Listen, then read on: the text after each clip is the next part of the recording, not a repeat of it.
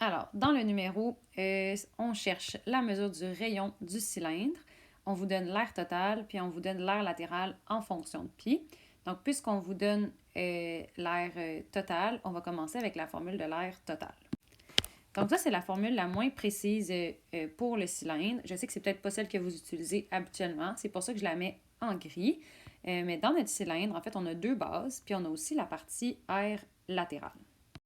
Ce qui est le fun en ce moment, c'est qu'on nous donne l'air total, puis on vous donne l'air latéral. Donc, vous pouvez remplacer ces deux éléments-là tout de suite. Donc là, vous êtes peut-être comme, ouais, mais là, madame, ça ne m'aide pas vraiment parce que moi, je cherche le rayon, puis je ne le vois même pas dans la formule. Ça, c'est parce que dans le fond, vous n'avez pas encore assez précisé votre formule de l'air de votre base.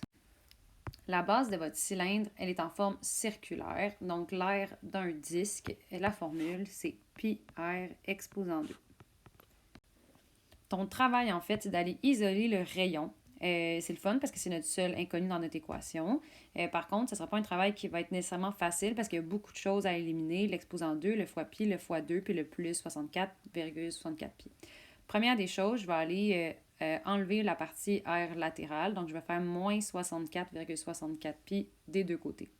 Donc, j'apporte votre attention ici. Quand vous allez faire 267,41 moins 64,64 pi, ça ne fera pas une réponse en fonction de pi, ça, parce que le 267, il n'y a pas de fois pi. Donc, ce que vous allez faire, c'est 267,41 moins 64,64 pi, et ça va vous donner une réponse arrondie, vraiment laide, vraiment dégueulasse, et c'est normal. Maintenant que ça c'est fait, ce que ça m'a donné dans ma calculatrice, c'est 64,33745, etc. Mais je l'ai arrondi à deux chiffres après la virgule. Ça a changé mon symbole d'égalité pour un symbole environ égal. Mais gardez le long nombre dans votre calculatrice. Donc maintenant, ce que vous cherchez, c'est d'aller isoler votre rayon. L'exposant 2 vous dérange, le fois pi vous dérange, le fois 2 vous dérange. Donc on pourrait diviser par 2 en premier.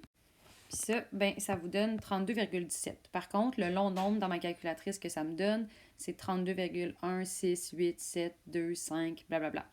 Maintenant, ce que je vais faire, c'est aller diviser par pi.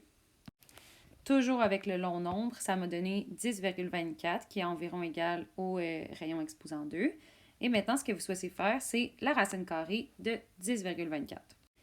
Quand vous allez faire la racine carrée de 10,24, vous pouvez faire la racine carrée de ce long nombre-là dans votre calculatrice. Vous avez tout simplement à pitonner le bouton de racine carrée. Là, vous allez paniquer, vous allez avoir l'impression que tout s'est effacé, mais non. Faites juste peser sur égal, puis ça va faire la racine carrée du nombre qui était là avant. Sinon, vous pouvez simplement faire la racine carrée de ce nombre-là. Ce qui est important à comprendre, c'est quand on fait la racine carrée d'un nombre, il y a toujours deux réponses possibles, la réponse positive puis la réponse négative. Mais puisqu'on est dans un problème de géométrie puis qu'on cherche des mesures, ben on va juste garder la réponse positive. Et moi, ça me donne environ 3,2 cm.